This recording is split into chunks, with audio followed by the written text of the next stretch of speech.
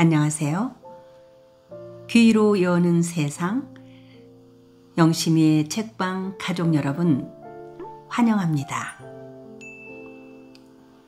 오늘의 작품은 문순태 작가의 타오르는 강, 함께 감상하시겠습니다.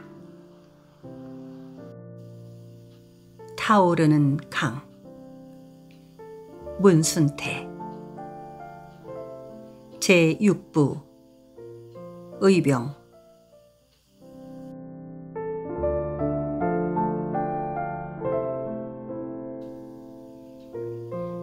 6명의 건장한 사내들이 새벽의 마지막 어둠이 하늘과 땅을 빈틈없이 꽉 메운 골짜기를 더듬어 올라갔다. 그들은 첫 닭이 울자 영산강을 건너 나주를 오른쪽으로 어슷하게 비끼며 한평으로 가는 길을 따라 내려가다가 다시에서 북쪽으로 발길을 돌렸다. 그들은 나죽은 용문면 청계에 자리 잡은 백용산으로 가는 길이다. 곧 날이 밝겠는디 아직 멀었는가? 중간쯤에서 어둠을 더듬고 있던 장대부리가 맨 앞에 서서 그들을 인도하는 김한봉에게 물었다. 거진 다 왔구만. 이 골짜기만 빠져나가면 천계니께. 그러나 그들은 김한봉의 그 말을 믿지 않았다. 김한봉은 다시에서 발길을 북쪽으로 옮기면서부터 이제 거의 다 왔으니 조금만 더 가면 된다는 말을 여러 차례 되풀이하고 있었기 때문이다. 그들 6사람은 가보년 동학 기포 이후 13년 만에 다시 만난 것이었다. 영산포 새끼네가 고향인 장대부리와 담양 추월산 밑이 고향인 짝귀는 동학군이 패하여 흩어진 후 개항장인 제물포와 목포에서 함께 선창의 등짐꾼 노릇을 하면서 붙어 살아왔지만 나머지 4사람은 그동안 각기 흩어져 있다가 다시 만났다. 그들이 13년 만에 다시 만나게 된 것은 열흘 전이었다. 대부리와 짝귀가 목포에서 등짐꾼 노릇을 하다가 대부리의 형 웅부네가 고향을 떠난 지 13년 만에 다시 새끼네로 돌아오게 되어 그들도 함께 영산포로 왔는데 우연히 강 건너 구진나루의 난촌의 주막에서 옛날에 같은 동학군이었던 나주 왕곡 출신 김한봉을 만났던 것이다.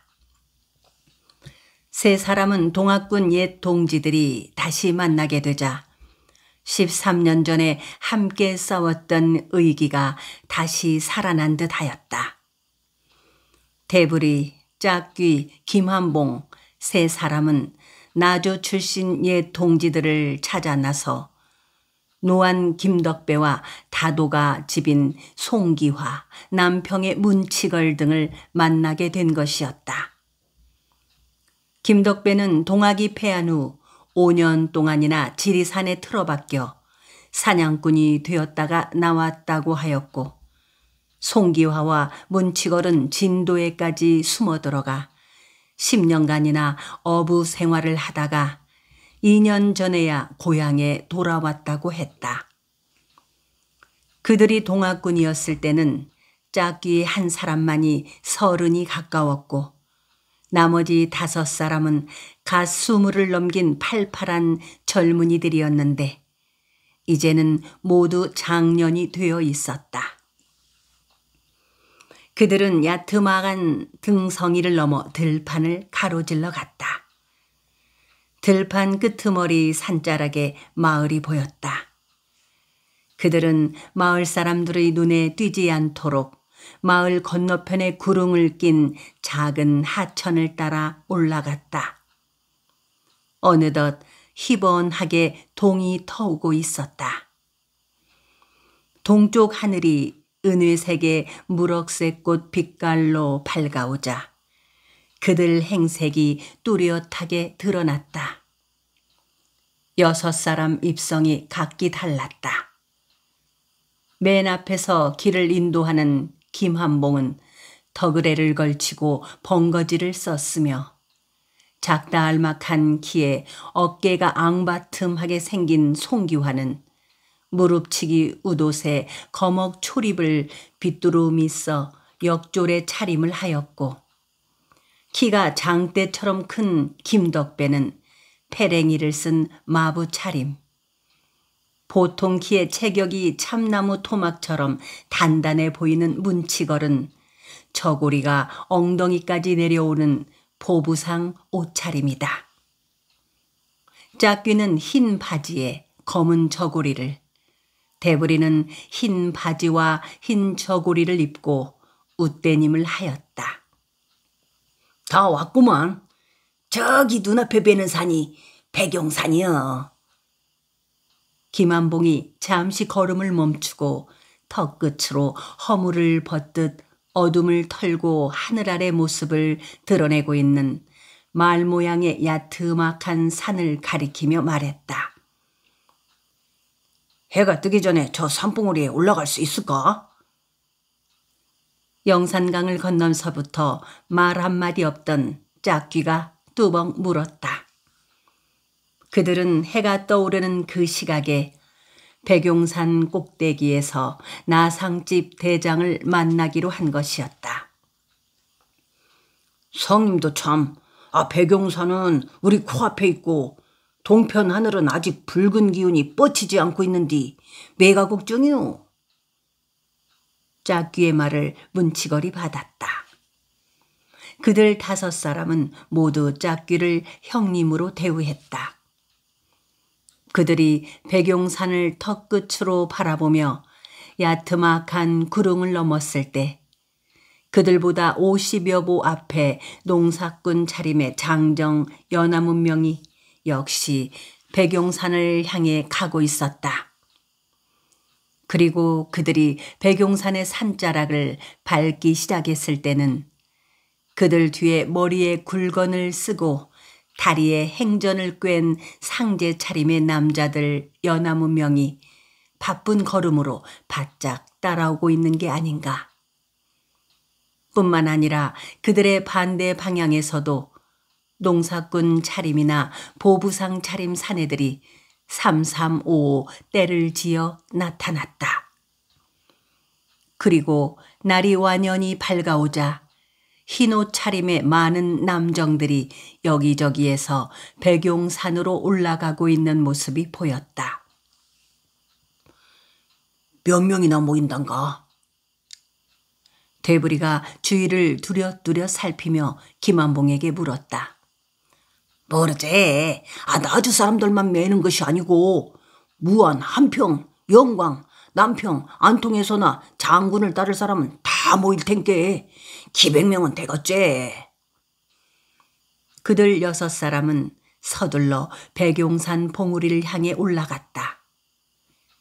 그들이 백용산 꼭대기에서 나상집 대장을 만나기로 한 것은 나 대장과 같은 왕곡 방아골 출신인 김한봉의 말을 따르기로 의견을 모았기 때문이다. 김한봉의 말로는 나상집 대장은 나이가 아직 30도 안 된 젊은 호걸이라고 하였다. 그는 김옥균을 살해하고 나주에 와서 숨어 지내고 있는 홍종우의 권총을 탈취하여 단신으로 삼양에 주둔하고 있던 일본 수비대를 습격, 일본군 4명을 죽인 후 무기와 탄약을 탈취, 뜻을 같이 한 동지 23명을 무장시켜 의병 활동을 시작하였다고 했다. 그 후 반남의 왜군 수비대를 습격하여 총검과 탄약을 노획하였고 지난 여름에는 백길로 영산강을 거슬러 올라 나주에 잠입, 왜군을 사살한 후 무기를 빼앗아 나주군 다도면 마산 골짜기로 피신하고 그곳에서 대장장이 이문선을 포섭하여 창과 칼을 만들고 화승총의 탄약을 제조하였다. 일본군이 이것을 알고 쳐들어오자 나상집은 적을 왕곡면 봉이산 밑으로 유인하여 전멸시켰다. 나대장이 봉이산 싸움에서 크게 이기자 인근 농군석군들이 막 서로 나대장 부하가 되겠다고 해서 그 수가 자그만치 400명이나 된다더만. 김완봉은 옛 동지들에게 나대장의 자랑을 늘어놓았었다. 그 무렵 대부리를 비롯한 그들 6명의 동학군 옛 동지들은 의병이 되기로 뜻을 모으고 어느 대장의 휘하로 들어갈 것인가 궁리 중이었다. 나주에는 여러 명의 의병장들이 일본 군사와 싸우고 있었다.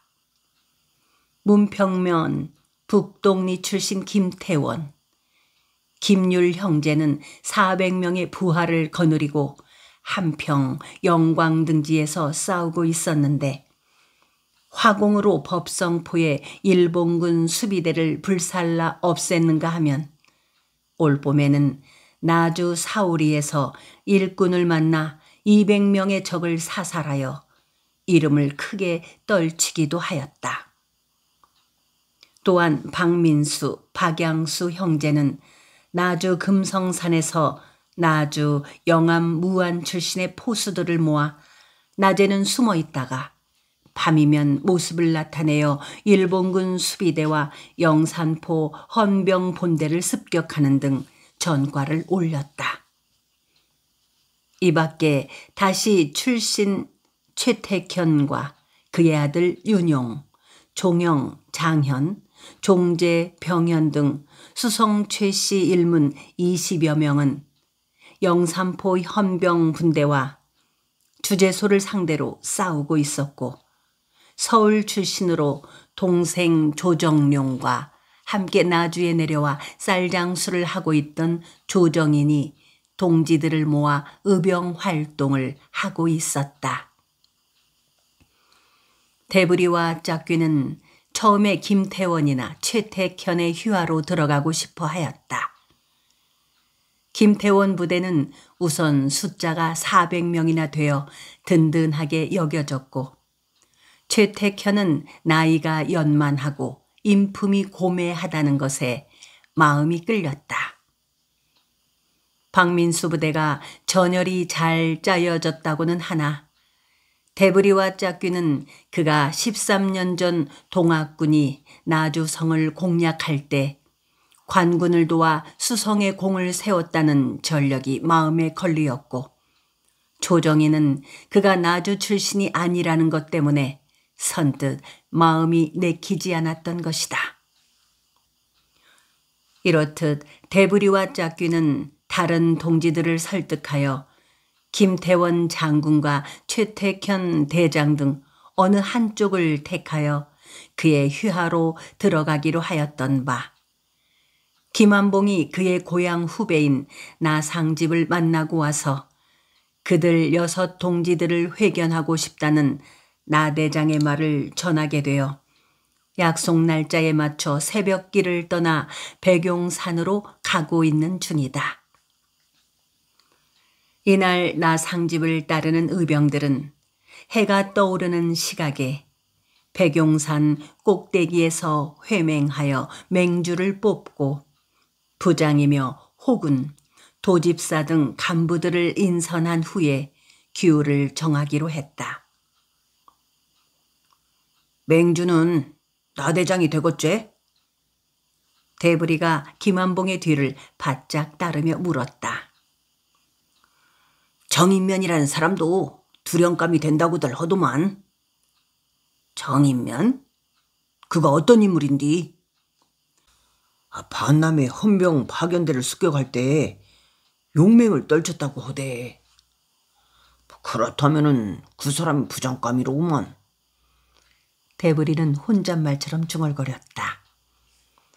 우리는 나대장을 맹주로 청거를 해야 하네. 김완봉이 잠시 걸음을 멎고 동지들을 돌아보며 말했다. 우리는 아직 나대장의 부하도 아니지 않은가? 짝귀였다. 그는 처음부터 김태원 장군의 부휘하로 들어가자고 주장했기에 나대장을 만나러 가는 것을 마뜩찮게 여기고 있는 터였다. 그가 김태원 장군의 부하가 되고 싶어하는 이유는 김 장군이 짝귀의 고향인 담양까지 거점을 넓히고 있었기 때문이었다. 짝귀 성님 무슨 소리요? 내가 나대장을 만나 우리 6사람 이야기를 다 했다니까요. 나대장은 우리들 이름까지 다 알고 있을 거요. 그래도 아직은 우리가 나대장의 부하가 아닌 것만은 분명하지 않은가? 우리가 마음을 결정하기 전에는 말이요. 김한봉의 말에 대부리가 짝귀의 편을 들어주었다. 대부리의 일행이 백용산 봉우리에 올라섰을 때까지도 아직 해는 떠오르지 않았다. 그러나 날이 완연히 밝아 소나무 가지 끝에 솔방울을 하나까지도 다 헤아릴 수 있었다. 백용산 봉우리 동쪽 능선 펀펀히 트인 곳에 흰 옷차림의 의병들이 쫙 깔려 있었다. 드문드문 검은 옷차림의 의병들만이 화승총이 남아 무기를 메었을 뿐이고 흰 옷차림의 사내들은 총 대신 창검을 들고 있었다. 대부리는 그들이 흰 옷차림이 대부분인 것을 보고 아직은 전열이 덜 갖추어진 부대라는 것을 알았다. 그 무렵엔 의병들이 옷차림을 보고 그 부대의 전력을 평가하였다. 전력이 약한 부대일수록 농근 복색인 흰 옷에 머리에 띠를 두른 차림이 많았으며 전투 경험이 많은 부대일수록 흰 옷 대신에 검은 옷차림이 압도적이었다. 그때 이미 나주 조정인 부대는 황색 복색의 황희군과 녹색 복색의 녹이군으로 나뉘어 있었고 비록 화승총이기는 하지만 소총을 400정이나 보유하여 막강한 전력을 자랑하고 있었다. 또 13년 전에 동학토벌에 공을 세웠던 박민수 부대도 대부분 흑색 복장을 하고 있었으며 첨보 대포 5문과 삼포 수총 10자루 외에 무기 밀매자인 일본인 요시다에게서 비싼 값으로 구입한 38 소총을 35자루나 가지고 있었다. 나대장이 저기 있구만. 김한봉이 흰 천에 창의토해라고 쓴 깃발을 가리키며 말했다. 깃발 옆에 키가 작달막하고 몸피가 단단해 보이는 젊은이가 검은 옷에 갓을 쓰고 기름 종이로 만든 우부를 걸치고 있는 모습이 보였다. 대부리는 그가 바로 나상집 대장이라는 것을 짐작하였다. 자, 나대장에게로 가세. 김한봉이 동지들에게 말하고 나서 창의 토외라고 쓴 깃발이 아침 바람에 나부끼고 있는 큰 소나무 쪽으로 걸어갔다. 5명의 동지들은 김한봉의 뒤를 따라갔다. 기름종이 우부를 걸치고 38 소총을 메고 서 있는 나대장 옆엔 검은 옷을 입고 저마다 양총과 화승총을 가진 의병들이 애둘러 서 있었다. 대부리 일행이 김한봉을 앞세우고 큰 소나무 가까이 다가가자 나대장이 김한봉을 알아보고 천천히 그들 쪽으로 다가왔다. 나대장, 형님 오셨군요. 나대장과 김한봉이 손을 잡고 흔들었다.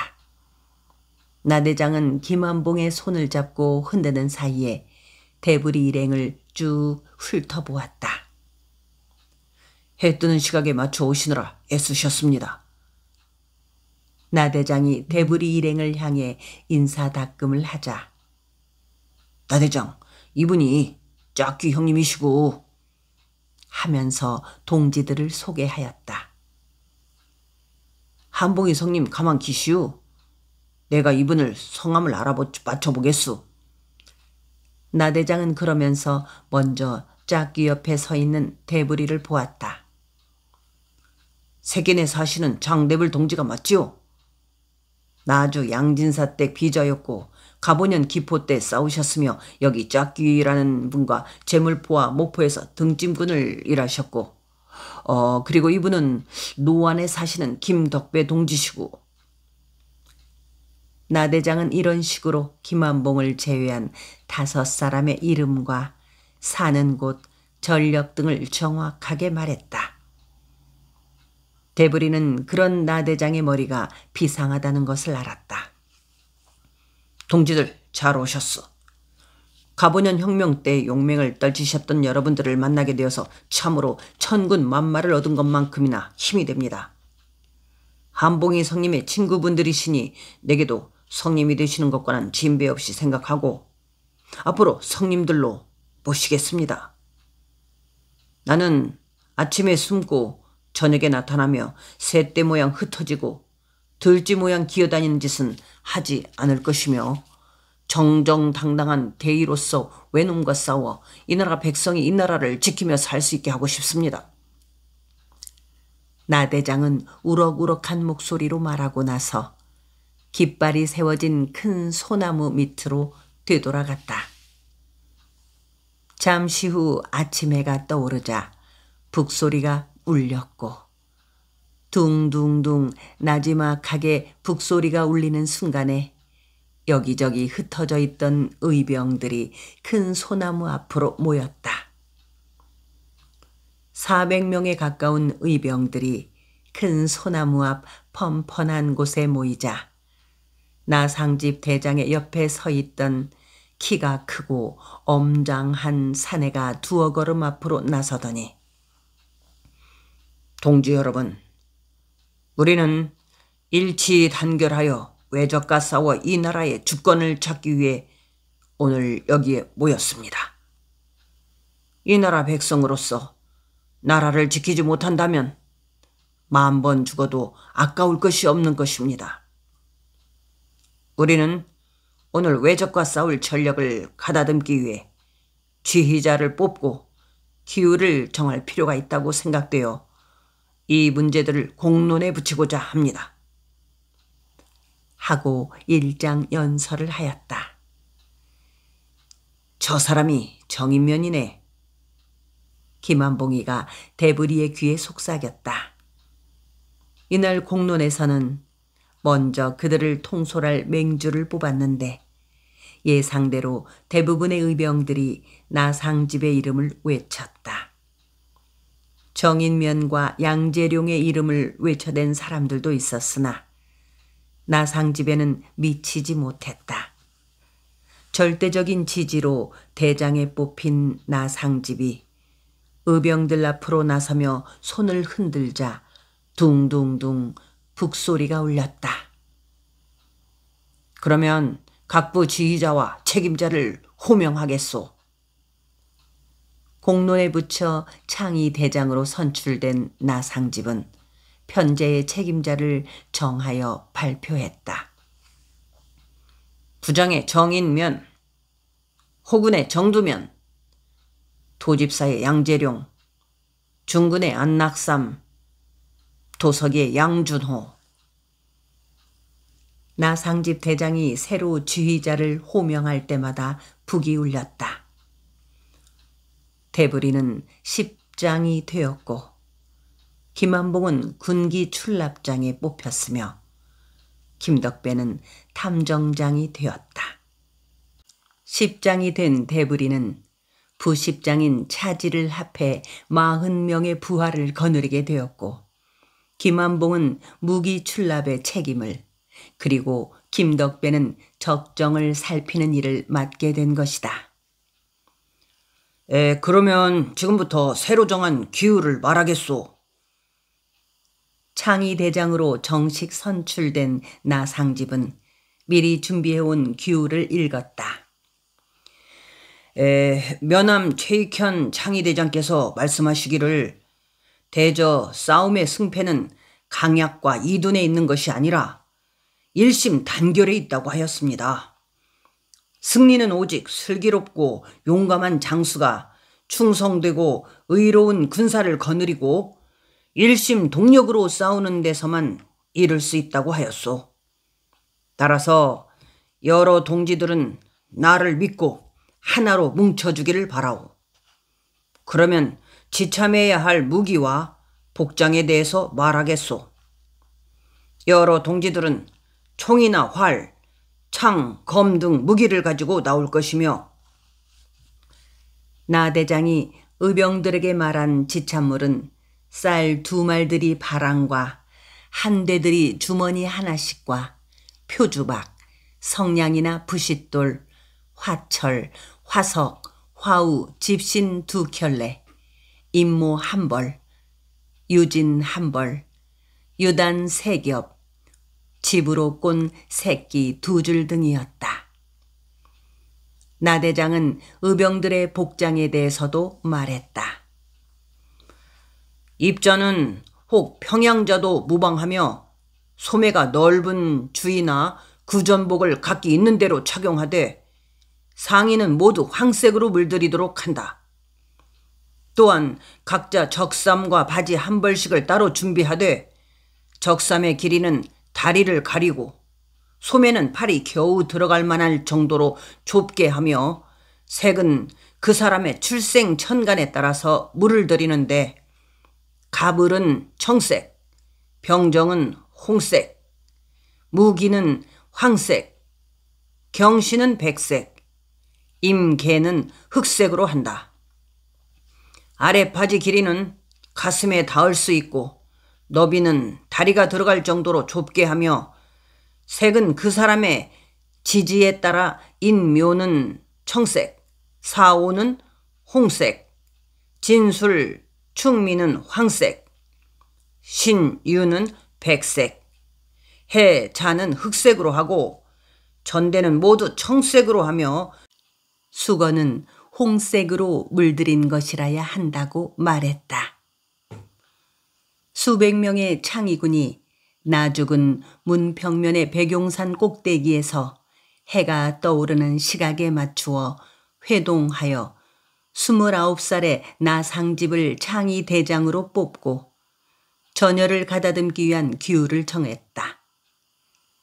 창의 대장 나상집은 의병이 지참해야 할 무기며 양곡을 넣고 다닐 수 있는 바랑 등에 대해서 저저히 말한 다음 갖추어야 할 복장의 모양과 색깔에 대한 이야기를 하였다.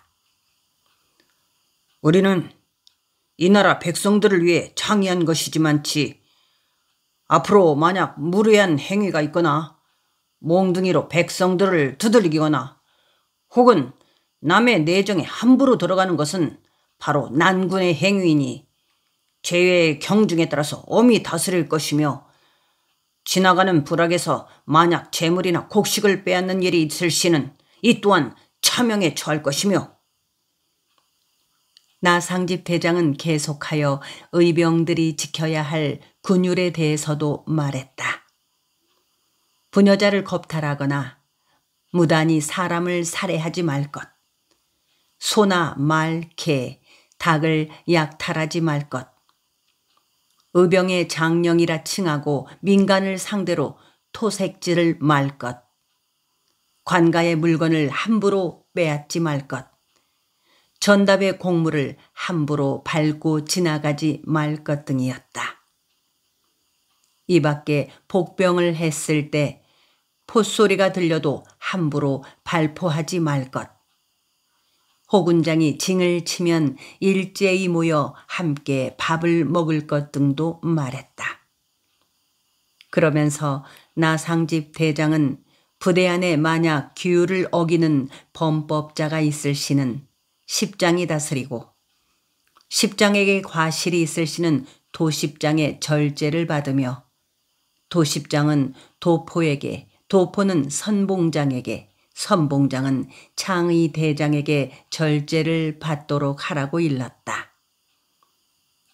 나상집 창의 대장의 훈시가 끝나자 각 분대별로 대우를 갖추었다. 제2초 10장이 된 대부리는 안낙삼 중군장의 주의를 받아 그의 대원 40명을 한 곳에 집합시켰다. 군기 출납의 책임을 맡은 김한봉과 탐정장이 된 김덕배를 제외한 짝귀, 송기화, 문치걸 등 3사람은 대부리의 대원이 되었다. 성님이 부십장을 좀 맡아주시오. 대부리는 중군장 안낙삼으로부터 받은 대원의 명단표에 적힌 이름을 불러 한쪽에 집합시키고 나서 대우에서 짝귀를 불러내어 조용히 말했다. 대부리는 짝귀를 제쳐두고 자신이 10장을 맡게 된 것을 미안하게 생각하고 있었다.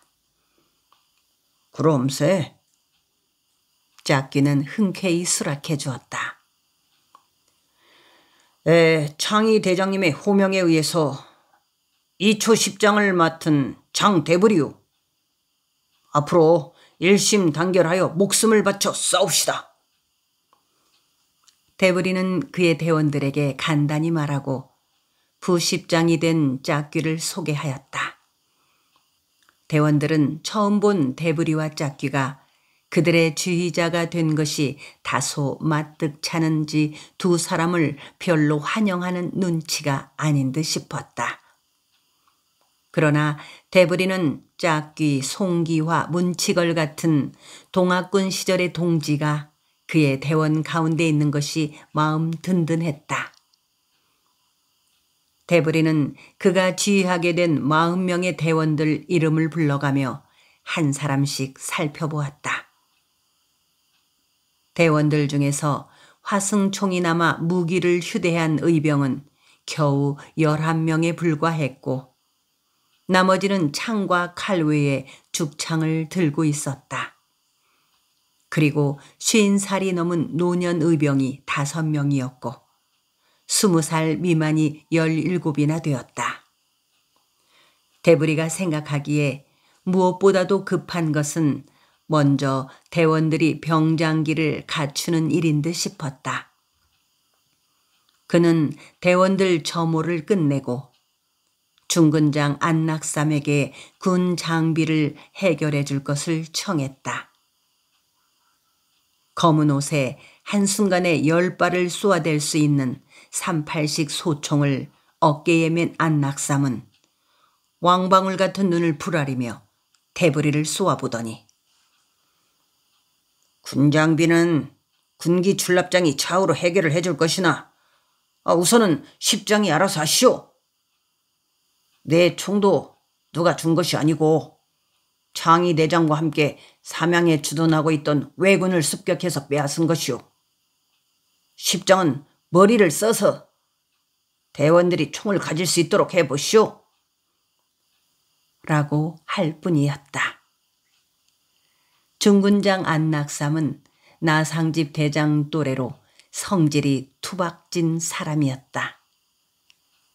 중군장의 말은 일본군을 습격하여 총을 탈취하는 길밖에 없음을 암시하고 있었다.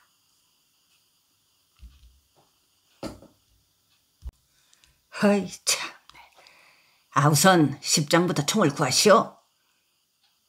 중군장은 총도 매지 않은 대부리를 비아냥거리는 투로 말했다. 군장비를 갖추는 일이 시급한데 어쩌면 좋겠소. 대원 40명 중에서 총을 가진 자가 겨우 11명에 불과하니 이래갖고 무슨 싸움이 되겠소.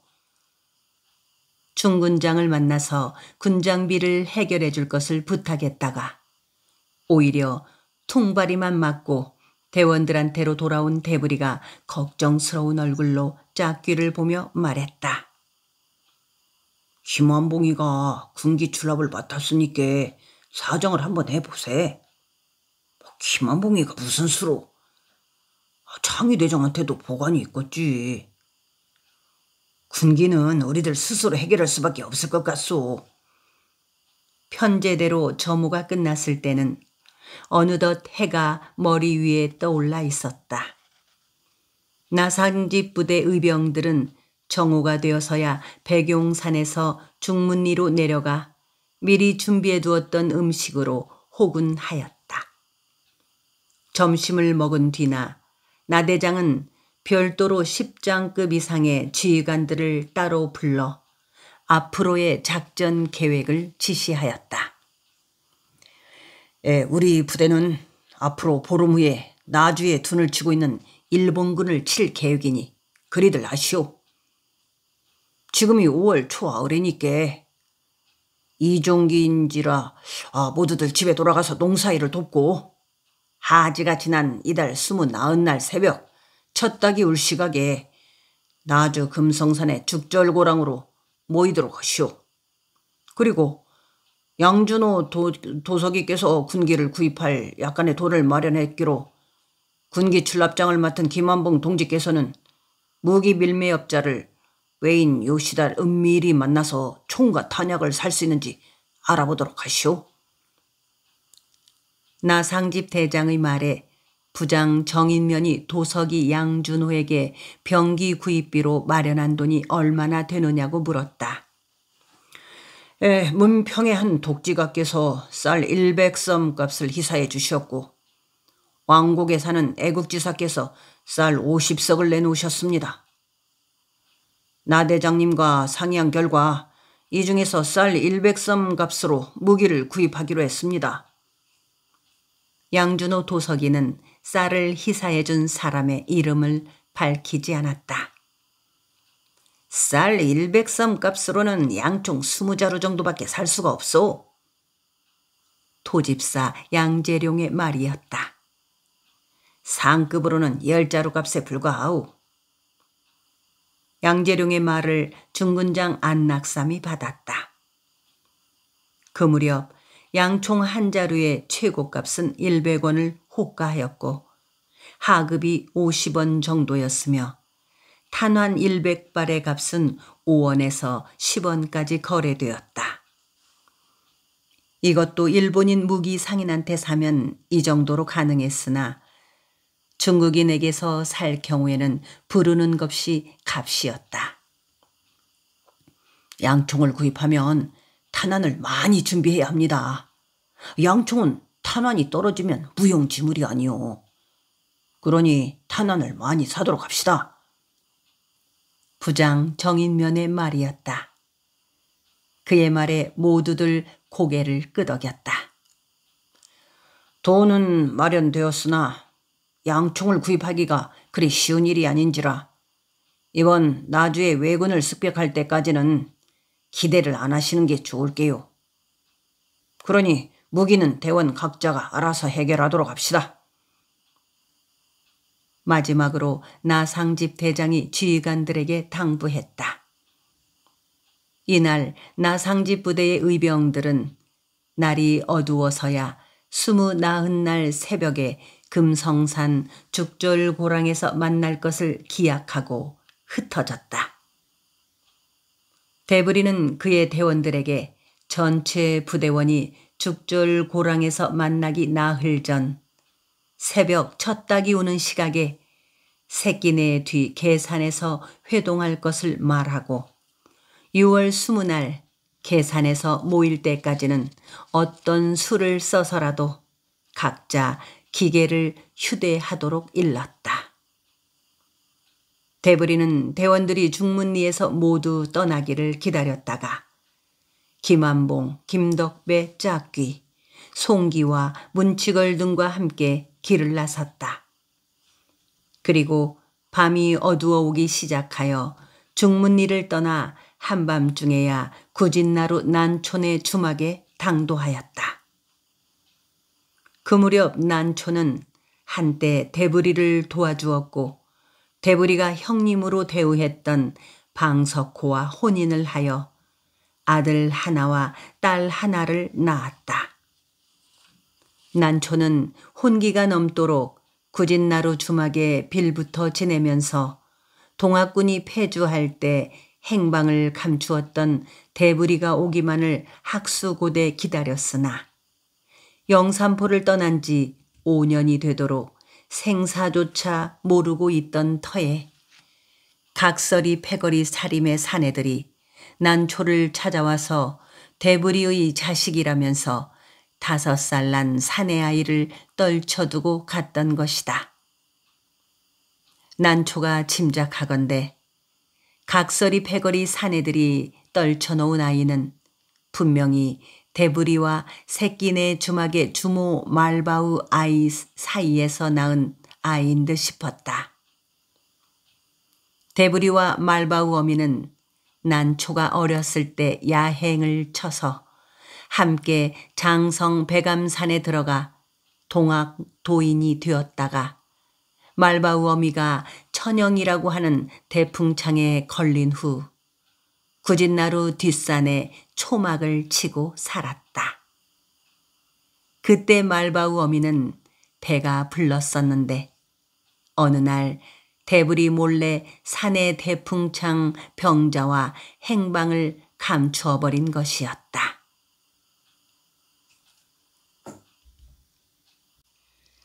난초는 5살 된 그 아이를 목포에 살고 있던 웅본의 집에 데려다 주고 온 후 그녀를 돌봐주는 방석호와 혼인을 했다. 그녀는 언제까지나 대부리를 기다리고만 있을 수도 없었다. 대부리와 말바우 어미 사이에서 낳은 아이를 보자 일종의 배신감 같은 것을 느꼈는지도 몰랐다. 대부리 일행이 구진나루 주막에 이르러 방석호를 찾자 깊이 잠든 그들 부부는 동기간을 맞은 듯 방을 치워주고 서둘러 저녁밥을 짓는 등 법석을 떨었다. 대부리는 그런 방석호와 난초가 고마울 따름이었다. 난초는 이제 지난날 오래도록 대부리한테 매달렸던 연정을 지워버린 듯 스스럼 없이 그녀가 어렸을 때처럼 오라버니라고 불렀고 방석호는 방석호대로 마치 자기가 대부리의 여자를 가로채기라도 한 듯 대부리한테 죄스러운 기분을 가지고 유별나게 잘해주었다. 대부리 오라버니는 저녁 잡수고 새끼네로 건너가입시오. 자다 말고 일어나 저녁밥을 지어 밥상을 든 방석호를 따라 들어와 방문 가까이에 앉으며 난초가 말했다. 자정이 지냈는디 언제서 어떻게 강을. 대부리는 이미 그가 지난날 영산포 조은창의 목대잡이로 있을 때 형님이라고 불렀던 방석호의 아내가 된 난초에게 시원스럽게 말을 트지 못하고 얼버무렸다. 난초는 옛날처럼 해라를 하라고 일렀지만 대부리는 의영의 아내가 된 그녀에게 차마 하대를 할 수가 없었다. 이제는 소바우 생각도 좀 해야지요. 지난 단오날 때 가봤더니 14살 나이치고는 너무 약골입디다. 오라버니는 소바우가 불쌍하지도 않소? 난초는 언젠가 각설이 패거리 차림의 사내들이 대버리의 자식이라고 주막에 떨쳐놓고 가던 일을 떠올리며 말했다. 대부리는 아무 대꾸도 하지 않았다. 저녁밥을 먹은 대부리와 그의 친구들은 방석호 내외가 그들 방으로 돌아가자 나상집 대장을 만났던 일에 대해 서로 의견을 주고받았다. 모두들 나상집 대장에 대해서 호감을 가지고 있는 것 같았다. 그나저나 당장 기계를 구해야 할 것인데 걱정이요. 명색이 십장이 돼갖고 기계가 없으니 체면이 서야제. 짝기성님, 좋은 방도가 없을까요? 대부리는 중문리를 떠나오면서부터 그 생각뿐이었다. 중군장 안낙삼의 말과 같이 무기를 손에 넣자면 일본군 둔소를 습격해야 할 터인데 맨몸으로야 어디 그런 일이 가당키나 하단 말인가. 나는 요시다라는 외놈 기계 밀매업자를 만나야겠는디. 군기 출납의 책임을 맡게 된 김한봉도 걱정이 태산 같아 한숨만 내뿜었다. 거야 목포에 가면 요시다를 만날 수 있을 거 아닌가? 탐정을 맡은 김덕배가 퉁명스럽게 내질렀다. 그는 내일부터 탐정 일을 맡은 7명의 동료들과 만나서 나주에 있는 일본군 둔소의 정황을 살필 일이 아뜨하기만 했던 것이다. 그는 당장 내일 아침에 여판을 마련하여 엿장수로 변장을 해야만 했다. 목포에 가서 요시다를 만나는 일이 어렵지 않겠지. 그렇지만 말이오. 그게 밀매업자를 만나서 불쑥 나한테 총을 파시오. 이렇게 말하란 말이오. 그랬다가는 당장 나를 일본 헌병대한테 끌고 가서 그놈들이 말하는 비도를 잡았다고 할 것인디. 김한봉이가 다시 한숨을 섞어 말했다. 그러면서 그는 십장이 된 대부리를 부러워하였다. 불쑥 요시다를 찾아갈 수는 없겠지. 내일 영산포에 건너가서 옥가모도 미국 장리를 보고 있는 칠만이라는 사람을 소개해 주겠네. 그 사람과 함께 요시다를 만난다면 일이 잘 될지도 모르겠네. 아니, 그 싸가지 없는 외놈 앞제비를. 대부리의 소개로 얼핏 칠만이를 만난 적이 있는 김한봉이 펄쩍 뛰는 신용을 하였다. 그런 일에는 외놈 앞제비가 필요한 거여. 짝귀였다. 그러고 나서 짝귀는 갑자기 묘안이 떠오르기라도 한 듯 대부리의 어깨를 힘껏 쳤다. 그렇구먼. 내가 왜 그 생각을 여태 못했을꼬. 이봐 대부리. 양코백이 야소교 선교사들한테 기계가 있을 것이 아닌가. 짝귀가 자기도 모르게 큰 소리로 말하고 나서 스스로 놀라 자신의 입을 손바닥으로 가렸다. 그렇기는 하겠지만은. 대부리는 설마 짝귀 형이 야소교의 성교당을 습격하자는 말이 아니기를 빌었다. 그려.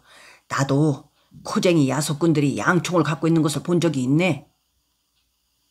먼 길을 걸어 고달픈지 밥상을 물리기가 바쁘게 벽에 등을 기댄 채 졸고 있던 송기화가 벌떡 일어나 앉으며 말했다.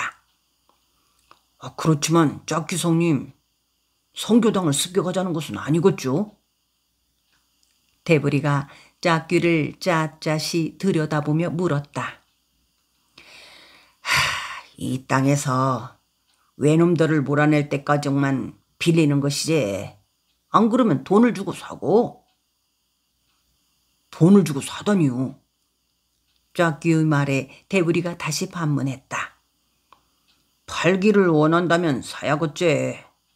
나한테 20원 있은께 원한다면 20원을 다 주고라도 사야지 않건가? 결국 대부리는 짝귀의 제안대로 야소교꾼 코쟁이한테서 총을 구입하는 일도 한번 고려해 보기로 하였다.